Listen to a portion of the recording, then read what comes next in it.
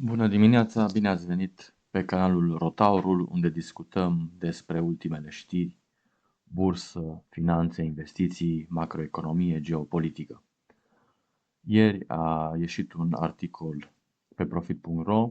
Lichiditatea din sectorul bancar crește puternic și ajunge la cel mai ridicat nivel de după vara lui 2024. Dobânzile scad sub nivelul de dinaintea alegerilor. Excedentul de lichiditate din sectorul bancar a continuat să crească la început de 2026 și a ajuns la cel mai ridicat nivel din ultimul an și jumătate. Dobânzile au continuat să scadă și au revenit la nivelul de dinainte de alegerile prezidențiale de anul trecut.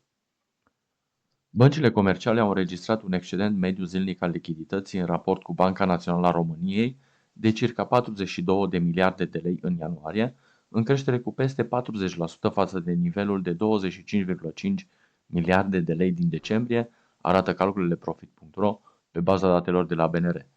Este cel mai ridicat excedent al lichidității de după iulie 2024. În 2025, cel mai ridicat nivel a fost atins în martie, la aproape 34 de miliarde de lei, dar a urmat apoi o contracție majoră a lichidității în mai și iunie, ca urmare a turbulențelor financiare aduse de rezultatul primului tur al alegerilor prezidențiale și criza politică subsecventă. Aici vedem graficul cu evoluția lichidității din sistemul bancar. Avem un flor de în ianuarie, respectiv în iulie, cu media zilnică de exces. Aici a fost deficit, iar pe grafic, dacă ne uităm la Bursa de Valori București, în ianuarie a fost la podia nivelul, precum și în iulie. În iulie. De aici a crescut. În cazul ROBOR la 3 luni, rata medie a urcat de la sub 5,6% în octombrie 2024 la 5,9% înainte de alegerile prezidențiale reluate, apoi la 7,1% în iunie 2025, pentru ca mai apoi să scadă treptat până la 6,2% la finele anului trecut. În ianuarie, ROBOR la 3 luni, care este referință pentru unele credite acordate populației și firmelor, a scăzut la sub 6%, iar în primele zile din februarie s-a redus suplimentar la sub 5,9% pe an, cel mai redus nivel mediu de după noiembrie 2024. Scăderea dobânzilor este în contradicție cu creșterea inflației din ultimele luni, mai ales începând cu luna iulie, când rata anuală aproape că s-a dublat la puțin sub 10% pe an pe fondul majorării taxelor pe consum și a scumpirii energiei electrice. Aprecieri pentru indici în prima zi a săptămânii de tranzacționare. Indicii Bursei de Valori București au avut preponderent creșteri în prima sesiune de tranzacționare a săptămânii, în ton cu aprecierile piețelor europene. Indicele BET, al celor mai lichide 20 de titluri ale Bursei de Valori București, a consemnat un avans de 0,46% până la 27.374 de puncte, în timp ce indicele BET BK, reperul de randament al fondurilor de investiții în acțiune, a urcat cu 0,54% până la 5542 de puncte. Valoarea tranzacțiilor s-a ridicat la numai 101,6 milioane de lei, peste cea din sesiunea precedentă de 88 de milioane de lei, dar cu mult mai mică decât media zilnică a anului de 225 de milioane de lei, sumă ce reflectă totuși și oferte de titluri de stat Fidelis, care crește artificial media. În piața regular, topul valorii tranzacțiilor a fost condus de acțiunile Hidroelectrica, care au cumulat un rulaj de 16,2 milioane de lei, titlurile producătorului și furnizorului de energie electrică încheind ziua la prețul unitar de 141 de lei, în creștere cu 1,51%.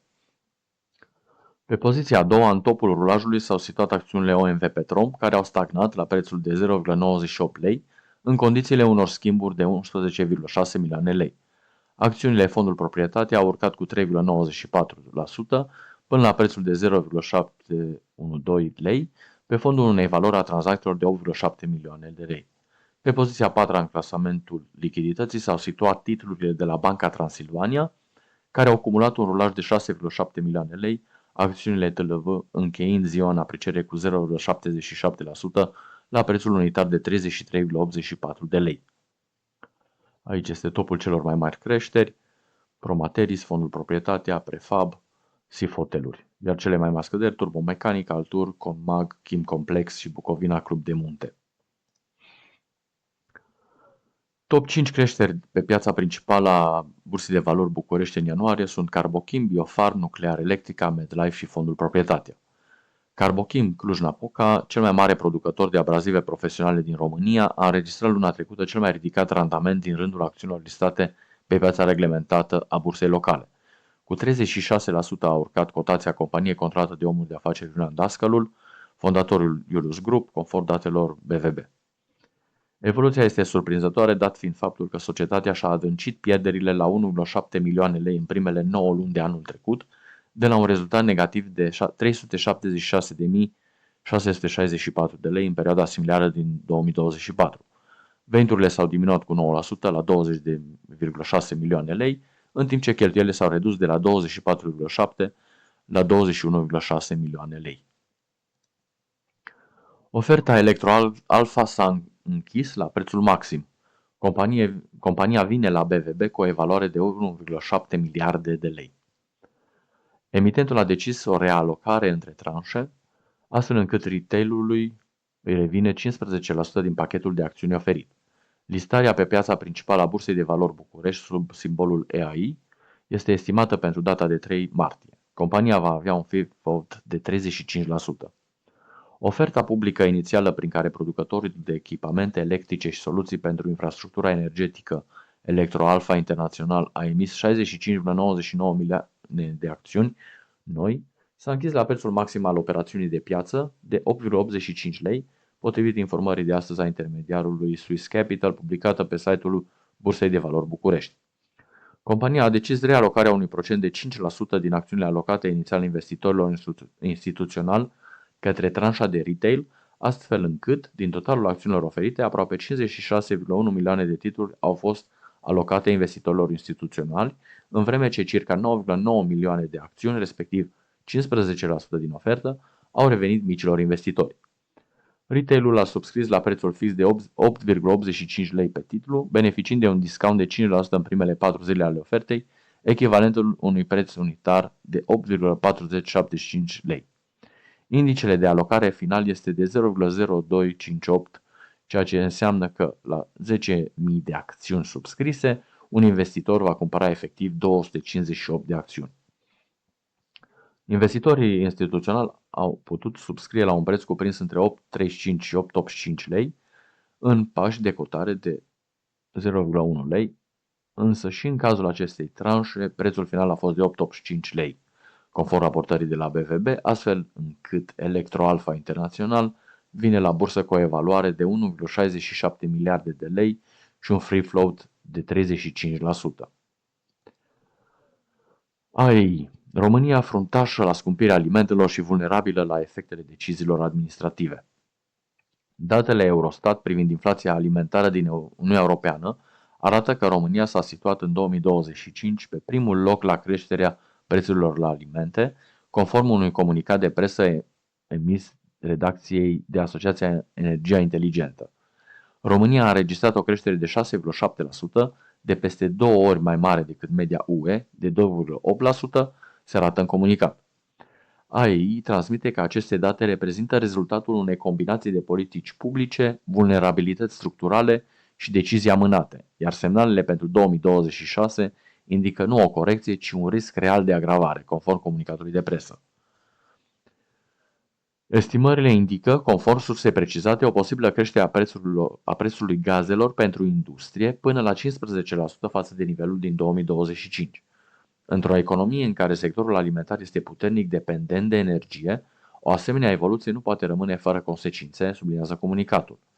Costurile suplimentare se vor regăsi inevitabil în prețul alimentelor, cu un impact mediu estimat de aproximativ 5% doar din această componentă, evidențiază sursa. Comunicatul arată că Banca Națională a României anticipează o scădere în 2026, cu o rată generală în jur de 3,7% la final de an, după o inflație totală de 8,6% în 2025. Valoarea marchează diferențe majore între componentele inflației, alimentele rămân extrem de sensibile la costurile energetice, iar o reducere rapidă este puțin probabilă potrivit sursei precizate. Acum să trecem la Ministerul Finanței, care a împrumutat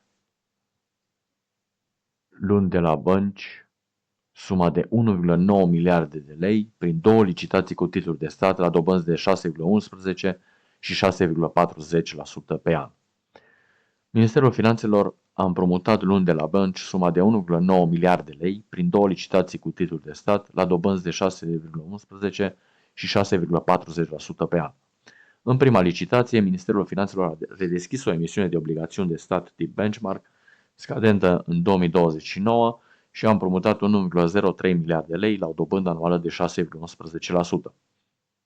La cea de-a doua licitație, Ministerul Finanțelor a redeschis o emisiune de obligațiuni de stat scadentă în 2032 și a împrumutat de la bănci 890 milioane de lei la o dobândă anuală de 6,40%.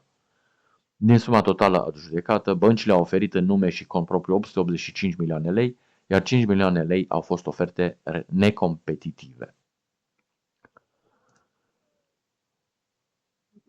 Umbrărescu cumpără ArcelorMittal Hunedoara pentru 12,5 milioane de euro, salvând astfel de la faliment una dintre perlele siderurgiei românești. Unitatea siderurgică ArcelorMittal Hunedoara ajunge oficial la Umbrărescu, după ce aga extraordinară a Arcelor a decis vânzarea pentru prețul de 12,5 milioane de euro plus TVA. Pentru această sumă, UMB Steel preia integral toate bunurile ArcelorMittal din Hunedoara, fiind vorba despre echipamente de producție și instalații industriale, materiale, stocuri, dar și mai multe terenuri. Compania UMB Steel este cel mai important constructor din România și este controlată de omul de afaceri Dorinel Umbrărescu. Anterior, uzina își închisese definitiv producția în toamna anului trecut, iar la începutul acestui an mai erau angajați doar 100 de salariați, față de 500 la momentul închiderii producției. Cei 100 de angajați se ocupă de întreținerea echipamentelor, pază și alte activități care nu sunt legate de producție. Combinatul producea profile și corniere pentru piețele de energie, construcții și infrastructură. În 2006, cel mai bun an din ultimele 2 decenii, ArcelorMittal din Hunedoara avea afaceri de 746,5 milioane lei și profit net de 22,5 milioane lei la 1913 angajați, potrivit mfinanțe.ro. Tranzacția de vânzare cuprinde toate activele corporale deținute în proprietate de societate la data vânzării și situate în perimetrul amplasamentului industrial al societății, situat la adresa șoseaua Hunedoara, Sfântul Han numărul 4 din județul Hunedoara, România. O mare veste, România pierde o mare investiție. Cel mai mare producător de tutun din Coreea de Sud a fost la un pas să-și facă o gigafabrică cu impact regional. A ales în final altă țară. KTNG, fost Korea Tobacco and Ginseng, cel mai mare producător de tutun din Coreea de Sud și al cincilea la nivel mondial, a tatonat piața românească cu scopul construcției unei fabrici de dispozitive pentru încălzirea tutunului de dimensiuni mari și cu impact regional, însă, în final, a optat pentru deschiderea unei fabrici mai mici în Kazakhstan, în care a investit circa 135 milioane de dolari, potrivit informațiilor obținute de Profit.ro.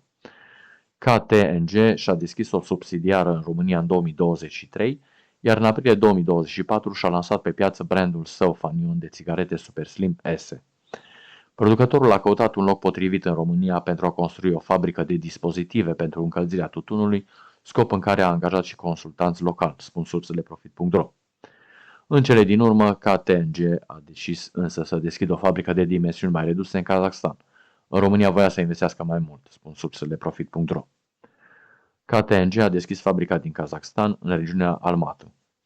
Fabrica are o suprafață de 52.000 de metri pătrați și 3 linii de producție, cu o capacitate anuală de până la 4,5 miliarde de unități. Proiectul face parte din strategia de investiții anunțată în 2023, prin care KTNG își extinde operațiunile directe peste hotare și vizează ca vânzările internaționale să depășească 50% din total până în 2027. Capitalizarea bursieră a KTNG se ridică la circa 11,45 miliarde de dolari. Compania a atins un record istoric în 2025, raportând venituri de circa 4,5 miliarde de dolari, o creștere de 11,4% față de anul precedent. Acestea au fost știrile pe astăzi. Nu uita să te abonezi la canal dacă ți-a plăcut conținutul, să dai un share, un like pentru a ajuta algoritmul YouTube să ne plaseze în top. Mulțumim pentru atenție și pe data viitoare!